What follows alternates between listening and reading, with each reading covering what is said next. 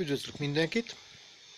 Megérkeztek a vésők László kollégánktól, aki a csoportban is rengeteg videót feltesz az ő általa készített vésőkről és módszerekről, ahogy ő készíti a vésőit. Hát nagy szeretettel fogadtam igazából a vésőket, mert kíváncsi voltam rá, hogy milyenek. 6 darab vésőt küldött, egy kecskelábvéső, egy íves véső, egy beütő és 3 darab faragóvéső, aminek az élszalaga le van védve, a nyílkidolgozás az szerintem tökéletes,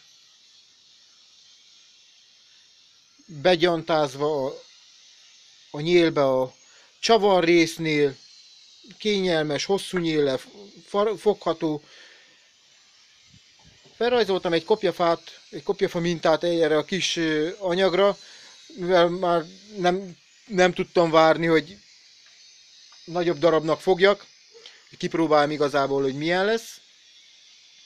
És hát azt kell mondjam, hogy ezek a vésők nemhogy tetszetősek, hanem élesek, jól lehet velük dolgozni, úgy megy a fába, mint a vajban a kés. Hát igazából én azt mondom, hogy aki rosszat mondott róla, az vesse magára. Nem szabad. Első látásra soha ne ítélkezzünk, mert mást mutatnak az elhozott vésők. Kifaragtam. A pillanatok alatt igazából ez egy fenyő, de tudjuk azt, hogy ha fenyőbe szép felületet hagy, és szépen lehet vele dolgozni, akkor a keményebb fa az biztosan a keményebb fába is működni fog. Nagyon élesek. Hát én annyit tudok mondani, hogy így tovább, és az az ember, aki elkészíti a saját szerszámát, hogy dolgozhasson vele, az megérdemli, hogy dicsérjék.